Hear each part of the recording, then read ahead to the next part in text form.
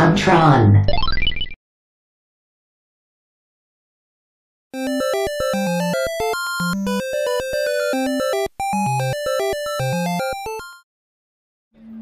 Throughout history, mankind has faced challenges far and wide, building the Great Wall of China, combating worldwide plagues, and even escaping our own atmosphere to brave the perilous journey to the infinite. But there are some challenges that were just never meant to be faced. Some peaks too monumental, some chasms too great. There's bravery, and then there's just plain stupidity. But mankind doesn't get anywhere by playing it smart. Some of us have to be the guinea pigs, do the work no one else wants to. And that's why I'm going where no man has ever gone before and come back to tell the tale. Mission briefing. Subject: Takeshi Kitano, otherwise known as Beat Takeshi. Japanese film director, comedian, singer, actor, author, screenwriter, poet, painter. Okay, what wasn't this guy? And one-time video game designer. Yeah, you hear that? One time, because one time was all he needed. After that, the seafloor split open and swallowed the Caribbean. Earthquakes ravaged the west coast of America, and goblins were still really, really scary. Ew, I like them. I like goblins. Ah! Although being more comfortable with directing and acting, Beat Takeshi was never one to back down from a new art form. So when Taito Corporation asked him to lend his name to their new video game, instead of simply saying yes and taking the money, he chose to be directly involved with the creation of the game. He even starred in 2 Japanese commercials advertising the game. Perplexingly enough, both of these commercials were actually cryptic hints on how to complete difficult parts of the game. And then, this. Like Aphrodite rising from the sea foam of Uranus' severed ball sack. No, I'm serious, that's how it happened. Look it up, it's true, it's definitely true. Takeshi Kitano cut from the balls of Taito and released this to the masses. This is universally referred to as one of the worst ranking and hardest video games of all time. And it's only known as Takeshi's Challenge. God help us all.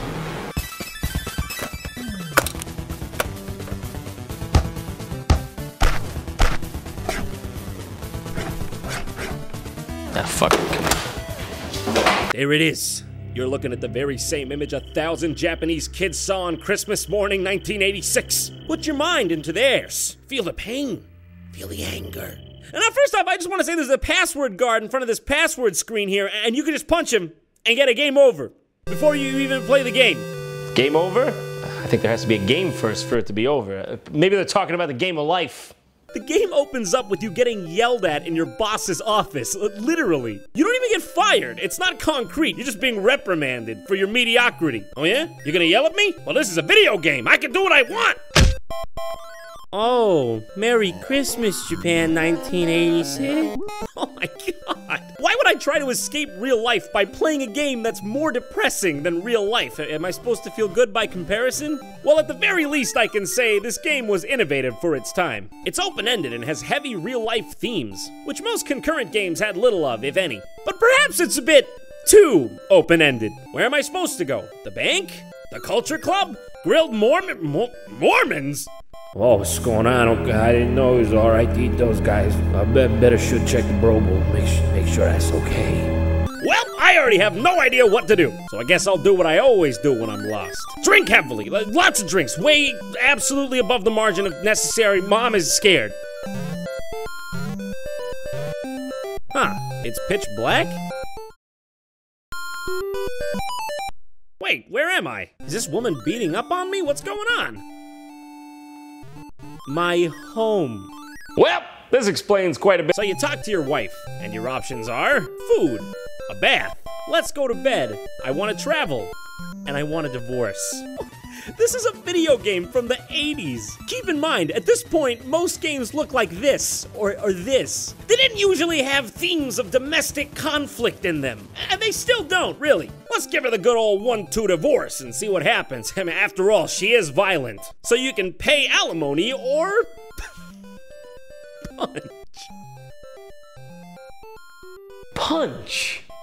You know, whenever I find myself in this situation, I find that pay alimony works out far smoother in the long run. But there is no denying that a punch is a much more satisfying short-term solution. Also, I'd just like to point out that there is a licensed Nintendo game with domestic violence in it!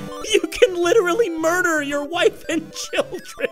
Literally murder your children. I think I need to repeat that. Literally murder your children. If the walls could talk, they'd say really bad things about that guy. Now this is the point where most people, like 99% of people, would do this.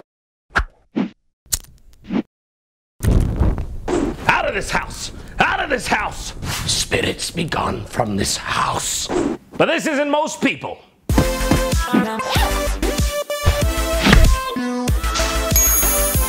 This is JonTron. To take on this challenge, I have to think like a salaryman, dress like one, be one. Let's beat Takeshi at his own game, goddammit.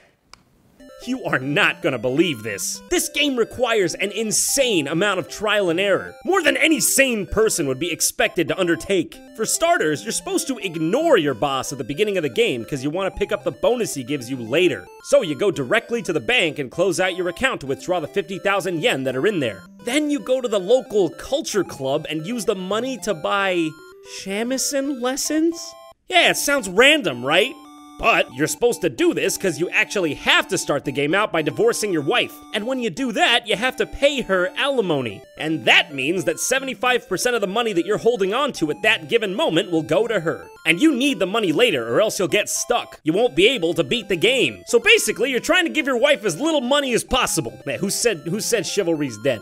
The next steps are entirely steps made of logic. Quit job. Take money out of the office plant.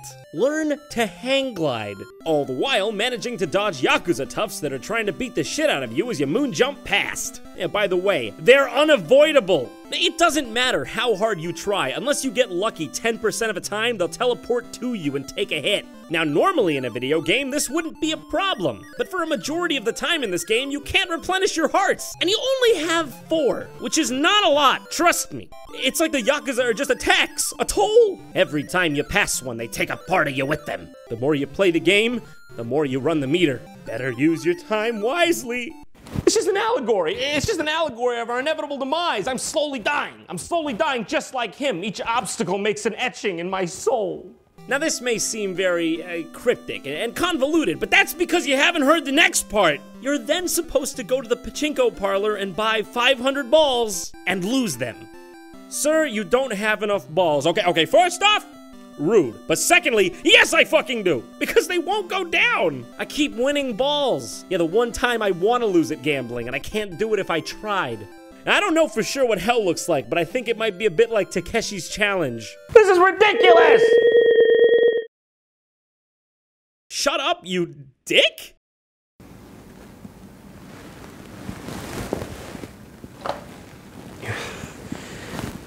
You're supposed to yell into the microphone on the second controller.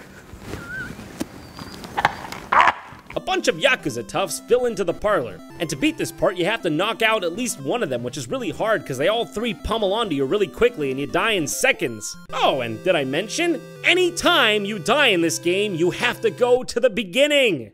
And that means doing every single minute step all over again. And by the time you beat this game, you can write a strategy guide on it because you know it front to back.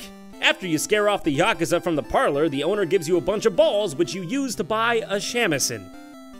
What even is that? Okay, it's that.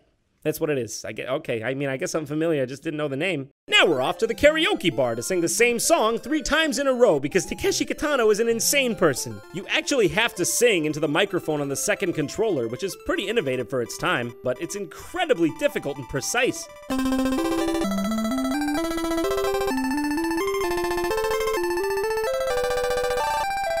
Once you've completed the songs, guess what happens? Guess what? A bunch of Yakuza storm into the bar, and you have to beat the shit out of all of them again, on the same hearts. Then, just in the nick of time, an old man comes in and gives you a map. And then you beat the shit out of him. It's not even an option, you have to do that. But when you look at the map, of course, it's blank. To reveal it, you have to let it soak in water and wait 5 minutes, but not more than 10, and then cry into the microphone, or bathe it in sunlight and let the controller sit for an hour. Arbitrary wait times. What do you know? It's an early MMO. Now that we've got our treasure map, I say it's off to the South Pacific. No, seriously, you head to the airport and board a plane for the South Pacific. You know, this only just dawned on me right now, but do you realize that this is a Nintendo game in which you quit your job, divorce your wife, and go treasure hunting?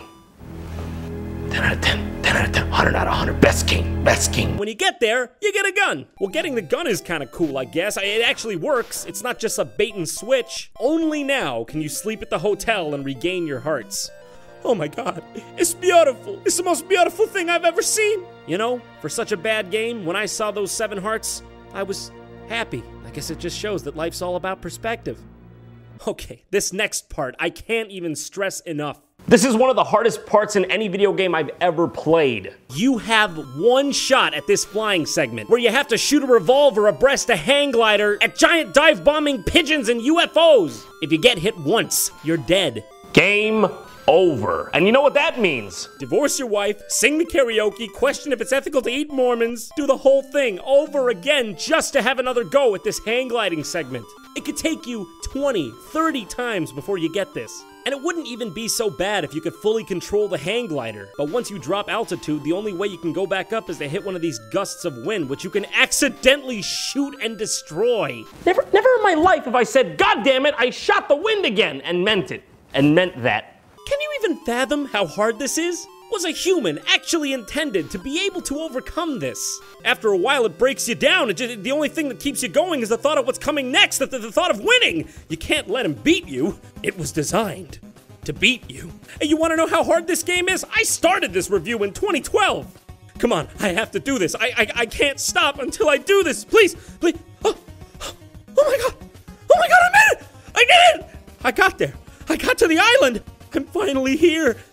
I'm in the treasure cave. This is the final stretch. Of course, they wouldn't give you a break either. There's literally enemies oozing from every crack of this cave. Talk about having some PTSD. You're looking at this while having flashbacks, having to do the goddamn fucking pigeon section again. It's a non-stop barrage of scorpions, amoebas, pirates, skeletons, and flame balls. I swear to God, I don't even think you could beat this segment if there wasn't a built-in exploit to the game, which is if you pause the game and unpause it, all the enemies reset. And then, finally, you see it, just out of the corner of your eye. Not everyone is created equal. Not in a racist way, I'm talking more about willpower. Sorry if you thought that was a racist or sexist comment. Some are quicker to make an excuse than a commitment. But we live in a world where if you don't decide to be the very best, someone will step up and be happy to take your place. Today we've scaled a new peak, and you know what? View's pretty good from up here. Takeshi, I beat your challenge. To the victor go the spoils. What do I win?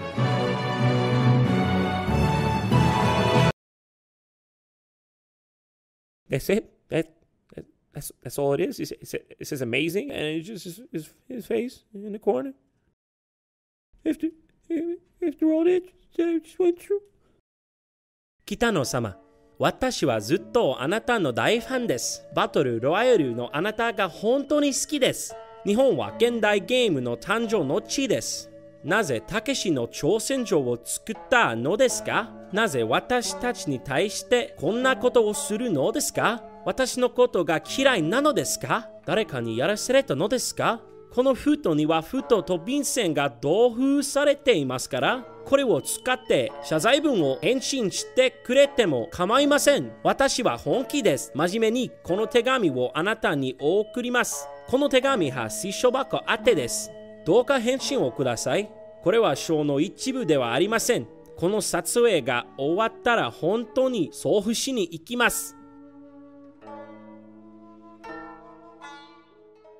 Toxic bad game, 2 out of 10.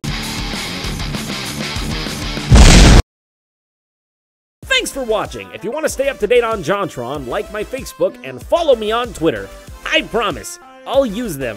If you so fancy watching yourself another JonTron, well, click those annotations right there. They'll take you to the videos. You know by now, right? It's been, what, 8 years since this website? Maybe more since it's launched. You should really know. That's something that's on you.